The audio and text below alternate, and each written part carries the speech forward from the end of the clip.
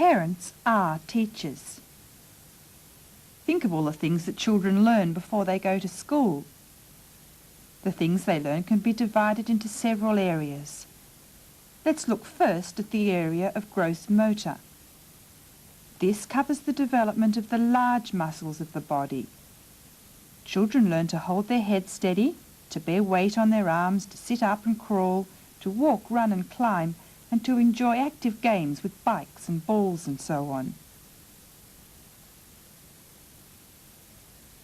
In the area of fine motor development, children learn to control the small muscles of their hands and coordinate their hands with their eyes so that they can bring their hands to the things they see. Once hands and eyes are working together, children can pick things up and put them down again, build with blocks, cut with scissors and draw pictures. They also learn to use these skills of hand and eye to solve problems, such as what goes where and how this fits in that hole. Children also learn to understand what other people say to them. We call this receptive language. Children learn the names of familiar people and objects. They learn to follow simple directions. They learn the meanings of all sorts of words and phrases so that they can join in or understand the conversation of those around them. Perhaps the most important area in which children learn is that of expressive language or communication. Children learn to express their feelings and needs through gestures, sounds, and then words. Even before talking begins, children can learn to express their feelings and needs through gestures and sounds. Finally, there are personal and social skills. Children learn to do things for themselves. They learn to take care of their own needs in things like washing, eating, toileting and dressing. Children also learn how their parents and friends expect them to behave. They learn how to play with other children and join in family and community activities.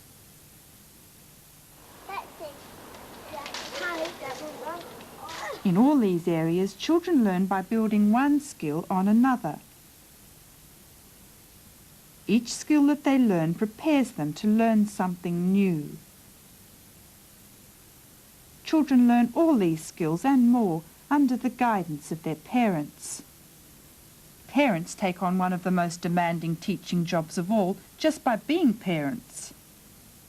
When a child has a handicap that makes learning harder, then teaching is more demanding because the child will need more help to learn each new skill. Parents of handicapped children need to be specially aware of just what their child can do and what he needs to learn next. Now, we didn't put any curls on her head. That's right. And she has got curly hair. And do you think she'd like to wear a hat? Yeah. All right, we'll put a hat on her head. That's really good, isn't it? If you follow an early intervention program with your child, you will aim to teach him or her the same kinds of things that all children learn. Sometimes special exercises are needed to help correct physical problems, but generally the activities you do with your child will be quite familiar things that parents and children do together. Later in these videotape programs, and in your Small Steps manual, we will talk about how to decide what to teach and when. You will also learn some special ways of handling and talking to your child. You will learn things like how to position your child to strengthen his muscles, how to help him use his hands, how to encourage him to look at you and talk to you, and how to give him the help that he needs without helping him too much. Using small steps will mean being a little more deliberate about the things that you do with your child. You will not necessarily need to spend more time, but you will need to be aware of how best to spend the time you have. Let's look again at a scene we saw in the previous videotape. Harry at home with his parents. It looks like a very ordinary family scene, and indeed it is. But notice the way that Sue is holding Harry. She's supporting him so that he sits on her hip facing outwards. Sue has learned at Macquarie that this position will help Harry to strengthen his back muscles, and it also allows him to twist from side to side so that he can reach out for the things he wants. Sue holds Harry close to the plant she is watering so that he can practice reaching out and grasping. She knows that the violets are just as interesting to Harry as a rattle would be. Harry.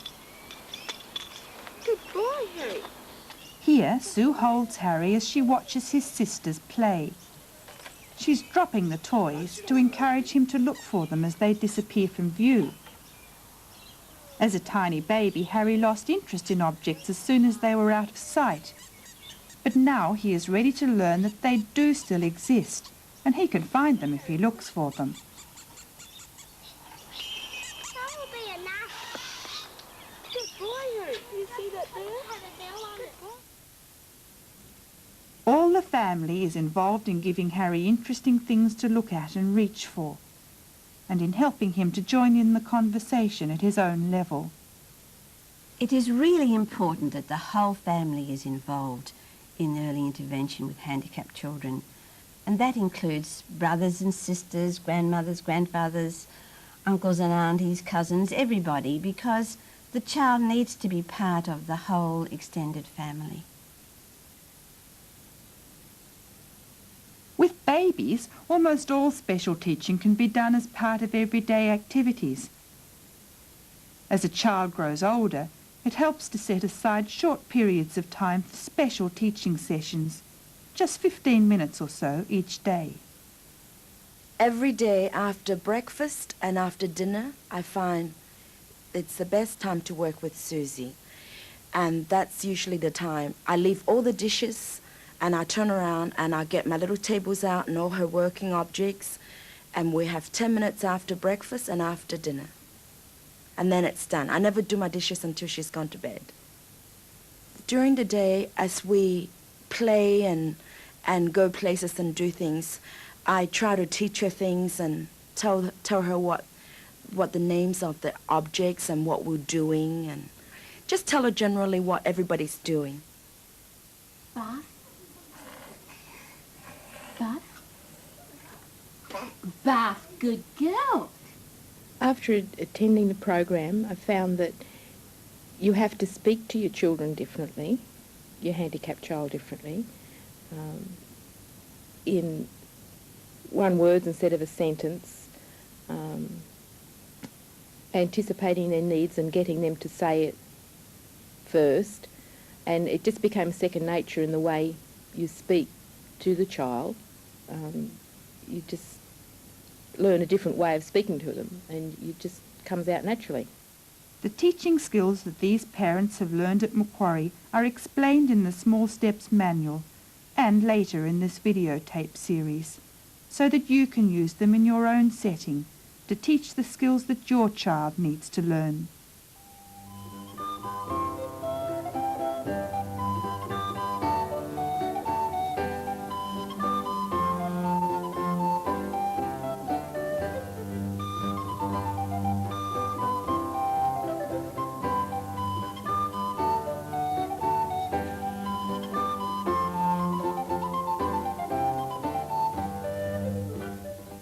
We've brought his teaching into just being something normal for us, just even reading books or playing with the toys.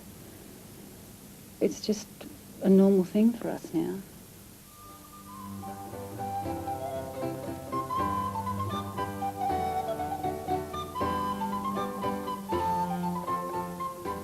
Helping him, I get a lot of pleasure out of.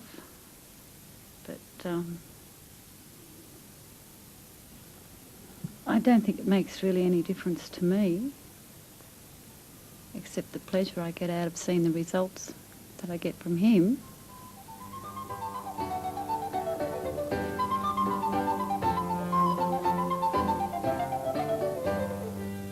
I think the most important thing in handling them is to treat them as you would any other child. They still need discipline, and without discipline you've got an unbearable child that nobody likes. And I've been very fortunate in the fact that Kelly is well behaved, and I just don't believe a child should be treated any differently because it has some sort of disability.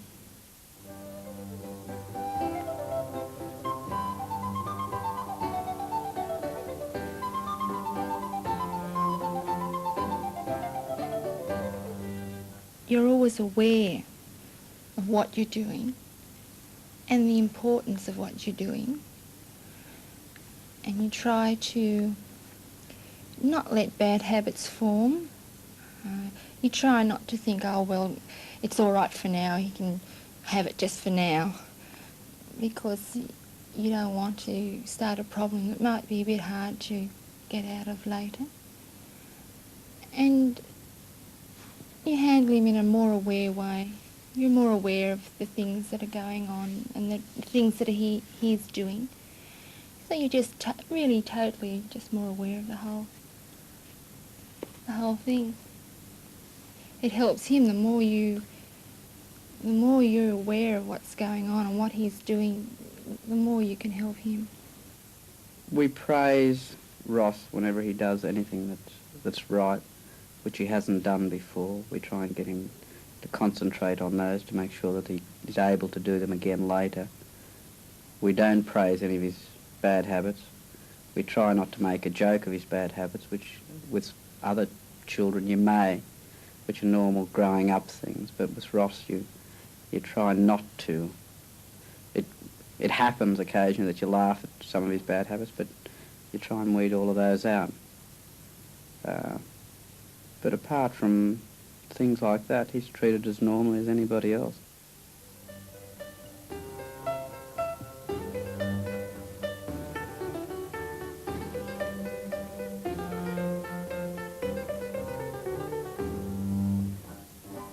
Doing the early intervention program does make a difference in my motherhood, in the sense that I become a lot more aware of their milestone, of what children do in certain age, and you become a teacher as well as a mother.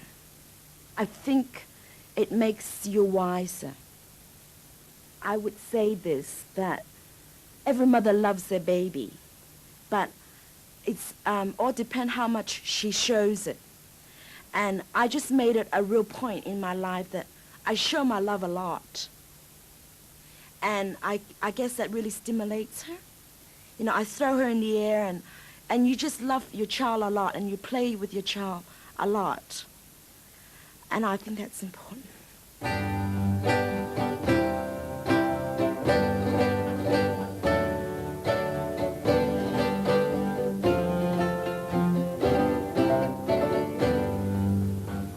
We both play a different role, and sometimes it may not be choice. I think it's mainly because of you're better at it than the other.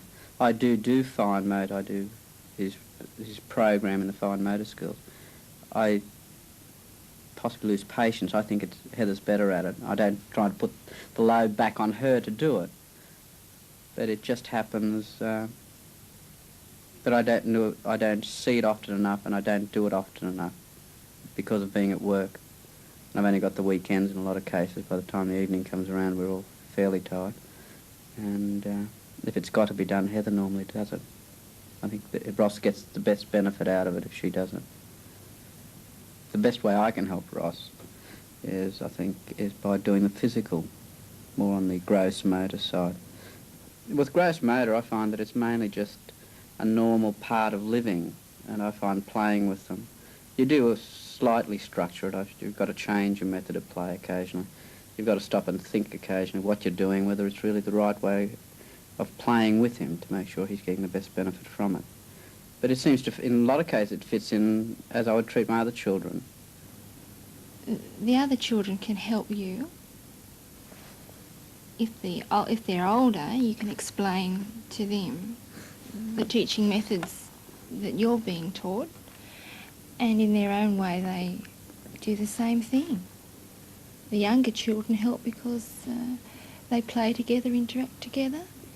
I think siblings are really important. They really help. The more of them, the more help you get, really. I work part-time, so my mother helps a lot. And of course when my brother and sisters come home, they sort of get stuck into her and play with her on the floor and get out of different things for her to do, and they stimulate. I find they stimulate her a lot in getting her to talk and do things in a fun sense. You know, they make everything into a game for her. I'm mostly trying to have him around me all the time, and I'm sort of fortunate enough to have other children and nephews who we sort of spend a lot of time together, and they're all very good with him. So Anthony's got somebody going with him all the time, more or less. You know, he's not on his own most of the time, so I think that's really helped him along.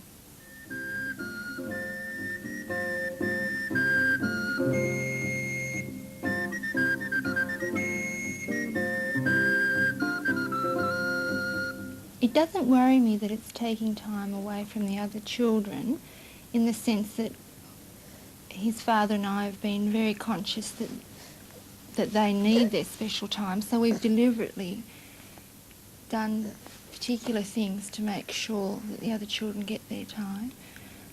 I think if you just think about it sensibly, it doesn't really affect the other children. I feel that if you're going to do a program without any support, you would have to consider first that it more or less takes over your life, and you have to do all or nothing, and consider that you're prepared to do that beforehand. It's hard work, it takes up a lot of time, but your child will definitely benefit.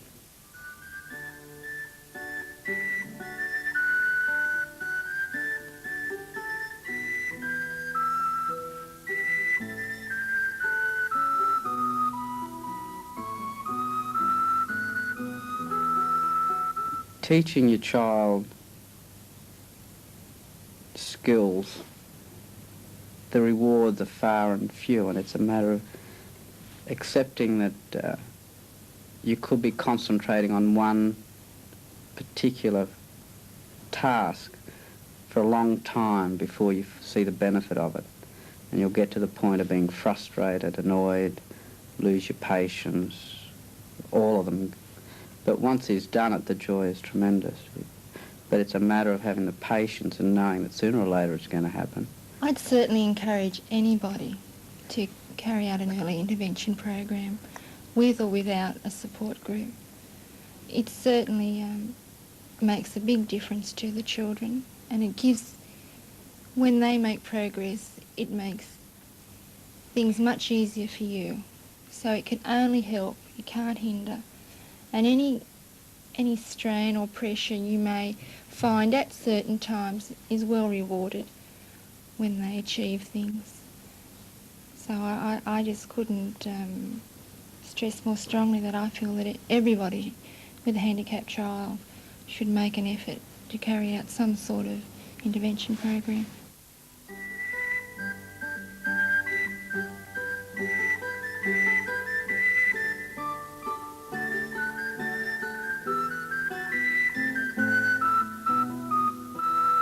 I think the thing that makes them most different to him is the love and extra... No, what's the word? I can't think of the word. It's just that extra love, I think, that you give him that makes him respond better. When he achieves something, he gets so much encouragement from it. But I think mainly just that extra love that you give the child.